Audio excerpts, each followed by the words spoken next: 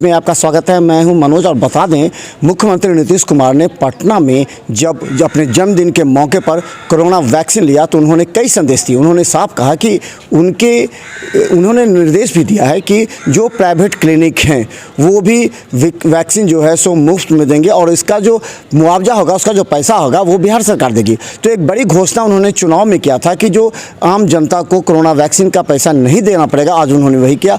और हम आपको लगातार दिखाते हैं कि मुख्यमंत्री नीतीश कुमार ने क्या कहा। जब विधानसभा में जब वो पहुंचे तो उन्होंने IGIMS में कोरोना का वैक्सीन लिया और वैक्सीन लेने के बाद लोगों को संदेश भी दिया कि किसी भी तरह के गुमराह होने की आवश्यकता नहीं है और आप पूरी तरह वैक्सीन ले, क्योंकि ये आपको सुरक्षित करेगा। हालांकि उनसे जब ये भी सवाल पूछा गया कि विपक्षी इसको मुद्दा बना रहे हैं कि कोई क्या कहता है उससे कोई मतलब नहीं, उनका काम है जनता के लिए वैक्सीन मुफ्त उपलब्ध करना। तो देखिए क्या कहते हैं मुख्यमंत्री नीतीश कुमार।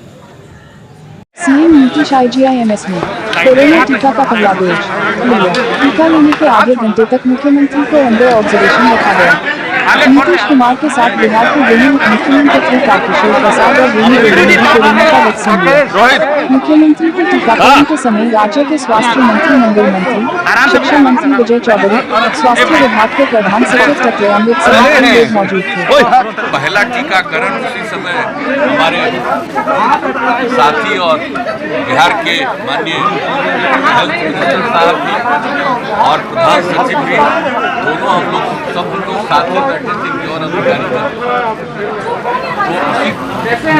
तो हम लोगों को पूरा भरोसा है कि बिहार के जिन लोगों का टीकाकरण होना है और केंद्र सरकार के द्वारा जो नया गाइडलाइन जारी हुआ है इसके हिसाब से 60 वर्ष और उससे अधिक उम्र के तमाम लोगों को कराना है और 60 साल से नीचे 45 वर्ष तक के उम्र का अभी के फेज में जो कई प्रकार की बीमारियों के बारे में भी आइडेंटिफाई किया गया है, जिससे जो ठीक है वैसे लोगों को कराया जाएगा। उसके लिए बिहार में भी इसका जो कुछ भी है पूरी तैयारी। सर, आपने फ्री का सौगात दिया, फ्री में सभी को वैक्सीन दिया जाएगा पूरे सब लोगों का टीकाकरण अब आज से शुरुआत हो गया। मुझे खुशी है और आप जानते हैं कि हम लोगों ने पहले से ही तय कर दिया है कि ये बिल्कुल बिहार में फ्री होगा। जो प्राइवेट हॉस्पिटल्स में जो आइडेंटिफाई किए गए हैं, चिन्हित किए गए हैं 50 के करीब, तो वहाँ भी जो टीकाकरण होगा उसमें राज्य सरकार ये मुफ्त प्रबंध कराएगी। जो हम लोगों ने अपना ऐलान किया सरकार बनने के बाद, हम लोगों ने निर्णय के बाद ऐलान कर दिया था कि बिहार में हम लोग टीकाकरण मुफ्त में करवाएंगे। तो इसलिए वो भी काम हम लोग करेंगे और पूरे तौर पर अब मुझको भरोसा है कि बिहार के वैसे तमाम लोग जिनका टीकाकरण होना है वो जरूर इसको कराएंगे। ये वैक्सीन आपको क्या लगता है सेफ है? क्योंकि ऑपोजिशन बार-बार बोल रहा है कि ट्रायल ठीक से नहीं हुआ फिर भी दिया जा रहा है। कौन क्या बोलते हैं हमको नहीं पता है, आप क्या मैसेज देना जरूर है कि टीकाकरण बिल्कुल सही ढंग से हो रहा है और टीकाकरण कराने के बाद 30 मिनट तक बैठाया जाता है और जो डॉक्टर्स हैं, विशेषज्ञ हैं, वो बैठते हैं। आज हम लोग भी बैठे, सारे विशेषज्ञ लोग भी बैठे हुए थे, कहीं कोई फीलिंग नहीं और बिल्कुल ठीक है। आप देख रहे हैं जैसे आए थे जैसा देख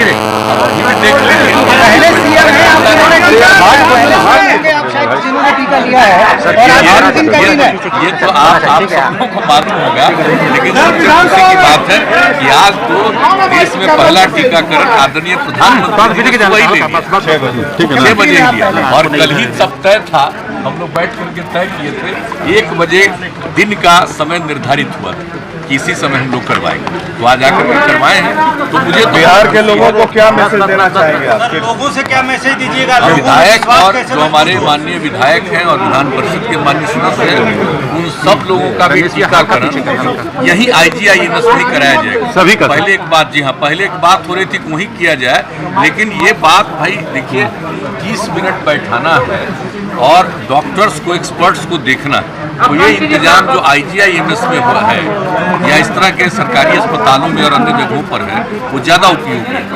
इसलिए हम लोगों ने फिर आज ये बात कर लिया सारे जो हमारे माननीय विधायक हैं और माननीय विधान परिषद हैं उनका भी टीकाकरण यही कराया जाएगा और उसके लिए सारा इंतजाम किया गया है और उसके लिए तय कर दिया गया है कि सुबह 9 बजे से 11 बजे तक के बीच में और फिर दिन में 1 बजे दिन से लेकर के 7 बजे शाम तक जब वो आकर के टीकाकरण कराएंगे, यहाँ सारा इंतजाम रहेगा और सब किया जाएगा और सबका लिस्ट यहाँ पर मिल जाएगा। जो भी आने वाले हैं उसके बारे में सब कई लोग दूसरा डोज नहीं ले रहे हैं, उनका क्या कहना चाहिए? ठीक है ना सर, दूसरा डोज तो जरूर लेना चाहिए। जब भाई ये कह दिया गया कि 28 दिन के बाद दूसरा डोज लेना चाहिए, तो आज ही हम लोगों ने तय कर लिया कि आज हम लोग लिए हैं पहला डोज, तो आज ही डॉक्टर्स ने तय कर दिया है कि 28 दिन के बाद लेना है, ये नहीं है कि 28 ही दिन पर लेना।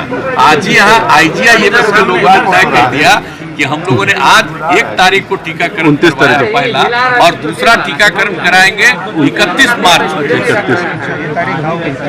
एकदम बिल्कुल यही कराएंगे। आज ही लोगों ने तय कर दिया कि दूसरा टीकाकरण उस दिन भी हम आएंगे जो इन लोगों ने कहा।